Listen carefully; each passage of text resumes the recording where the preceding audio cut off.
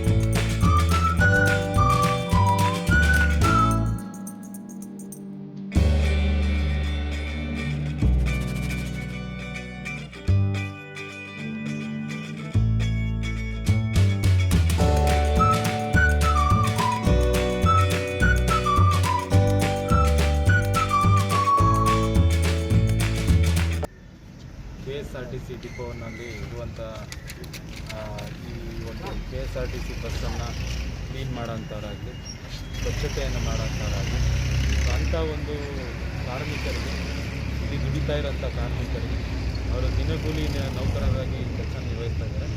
So ಅಂಥವ್ರನ್ನ ಈ ಒಂದು ಲಾಕ್ಡೌನ್ ಪೀರಿಯಡಲ್ಲಿ ಏನು ಅವ್ರಿಗೆ ಸ್ವಲ್ಪ ಕಷ್ಟ ಆಗ್ತಾಯಿದೆ ಜೀವನ ಮಾಡೋದು.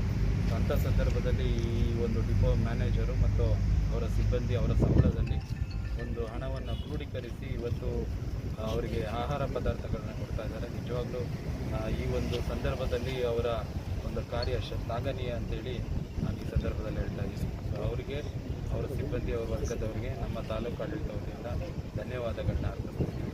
ಸೊ ಈಗಾಗಲೇ ಒಂದು 22 ಜನಕ್ಕೆ ಈಗ ಆಹಾರ ಪದಾರ್ಥಗಳ ಕಿಟ್ಟನ್ನು ನೀಡಿದ್ದಾರೆ. ಸೊ ನಿಜವಾಗ್ಲೂ ಇದು ಒಳ್ಳೆಯ ಬೆಳವಣಿಗೆ, ಒಳ್ಳೆಯ ಕೆಲಸ. ಯಾಕೆಂದರೆ ನೀವೆಲ್ಲ ನೋಡ್ತಾ ಇದ್ದೀರಾ, ಇವತ್ತಿನ ಸ್ಥಿತಿ ಲಾಕ್ಡೌನ್ ಇನ್ನೂ ಮುಂದುವರಿತಾನೇ ಇದೆ, ಯಾವಾಗ ನಿಲ್ಲುತ್ತೆ ಅನ್ನೋದು ಗೊತ್ತಿಲ್ಲ. ಸೊ ಹಾಗಾಗಿ ಈ ಒಂದು ದಿನಗೂಲಿ ನೌಕರರು ಜೀವನ ಮಾಡೋದು ಕಷ್ಟ ಆಗ್ತಾಯಿದೆ. ಆ ನಿಟ್ಟಿನಲ್ಲಿ ಇವತ್ತೇನು ಅವ್ರ ಕಾರ್ಯ ಮಾಡಿದ್ದಾರೆ, ನಿಜವಾಗ್ಲೂ ಅದು ಶ್ಲಾಘನೀಯ ಅಂತೇಳಿ. ಈಗ ತಮಗೆಲ್ಲ ಗೊತ್ತಿರೋ ಹಾಗೆ ಇವತ್ತು ಕೋವಿಡ್-19 ವಿಶ್ವದಾದ್ಯಂತ ಹರಡ್ತಾ ಇದೆ ಮತ್ತು ಇದರ ಸಂಬಂಧ ಈಗಾಗಲೇ ನಮ್ಮ ಮಾರ್ಚ್ 22ರಿಂದ ಲಾಕ್ಡೌನ್ ಪೀರಿಯಡ್ ಕಂಟಿನ್ಯೂ ಆಗ್ತಾನೇ ಇದೆ. ಮತ್ತು ದಿನದಿಂದ ದಿನಕ್ಕೆ ಕೋವಿಡ್ ಸೋಂಕಿತರ ಸಂಖ್ಯೆಯೂ ಸಹ ಜಾಸ್ತಿ ಆಗ್ತದೆ. ಇಂಥ ಒಂದು ಸಂದರ್ಭದಲ್ಲಿ ಈ ಲಾಕ್ಡೌನ್ ಪೀರಿಯಡ್ನಲ್ಲಿ ಹಲವಾರು ಜನಗಳಿಗೆ ಏನು ದಿನಗೂಲಿ, ಪರ್ಟಿಕ್ಯುಲರ್ಗೆ ದಿನಗೂಲಿ ತೊಗೊಂಡು ಡೈಲಿ ಕೆಲಸ ಮಾಡ್ತಿರೋರಿಗೆ ಸರ್ಕಾರದಿಂದ ಏನೇ ಸವಲತ್ತು ಕೊಟ್ಟರೂ ಸಾಕಾಗ್ತಾಯಿಲ್ಲ.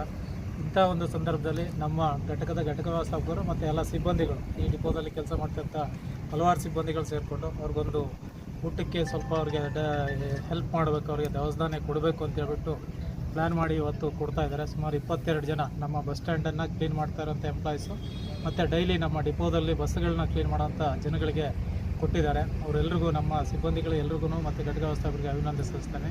ಈ ಒಂದು ಸಂದರ್ಭದಲ್ಲಿ ನಮ್ಮ ತಹಸೀಲ್ದಾರ್ ಸಾಹೇಬರು ಈ ಒಂದು ಇದಕ್ಕೆ ಬಂದು ಅವ್ರಿಗೆಲ್ರಿಗೂ ದವಸ ಧಾನ್ಯ ವಿತರಣೆ ಮಾಡಿದ್ದಾರೆ. ಅವ್ರಿಗೂ ಸಹ ಈ ಸಂದರ್ಭದಲ್ಲಿ ಅಭಿನಂದನೆ ಸಲ್ಲಿಸ್ತಾ ಇದ್ದೀನಿ. ಮತ್ತು ಈ ಒಂದು ಸಂದರ್ಭದಲ್ಲಿ ನಾನು ಹೇಳೋದಿಷ್ಟೇ, ನಾವು ಇಷ್ಟು ಜನ ಎಲ್ಲ ಸೇರ್ತಾ ಇದ್ದೀವಿ. ಈ ಒಂದು ಏನು ವೈರಸ್ ಹರಡ್ತಾ ಇದೆ ಇದನ್ನು ತಡೆಗಟ್ಟೋ ನಿಟ್ಟಿನಲ್ಲಿ ಇವತ್ತು ಬೇರೆ ಕಡೆ ಬಂದಿದೆ, ಇಲ್ಲಿ ಬಂದಿಲ್ಲ ಅಂತ ಹೇಳ್ಬಿಟ್ಟು ನಾವ್ಯಾರು ನೆಗ್ಲೆಕ್ಟ್ ಮಾಡಬಾರ್ದು. ನಾವು ಎಲ್ಲಿ ಸೇರ್ತೀವೋ ಅಲ್ಲೆಲ್ಲ ಆದಷ್ಟು ಎಚ್ಚರಿಕೆ ವಹಿಸಬೇಕು. ಎಲ್ಲರೂ ಮಾಸ್ಕ್ ಹಾಕ್ಕೊಳ್ಬೇಕು ಮತ್ತು ಒಂದು ಸೋಷಿಯಲ್ ಡಿಸ್ಟೆನ್ಸ್ ಅನ್ನೋದನ್ನ ಮೇಂಟೈನ್ ಮಾಡಿ ನಾವೆಲ್ಲರೂ ಸಹಕಾರ ನೀಡಿದರೆ ಈ ಒಂದು ವೈರಸ್ನ ನಮ್ಮಿಂದ ನಾವು ಯಾರಿಗೂ ಹರಡದಂತೆ ತಡೆಗಟ್ಟಬಹುದು ಅಂತ ಈ ಒಂದು ಸಂದರ್ಭದಲ್ಲಿ ಹೇಳ್ತಾ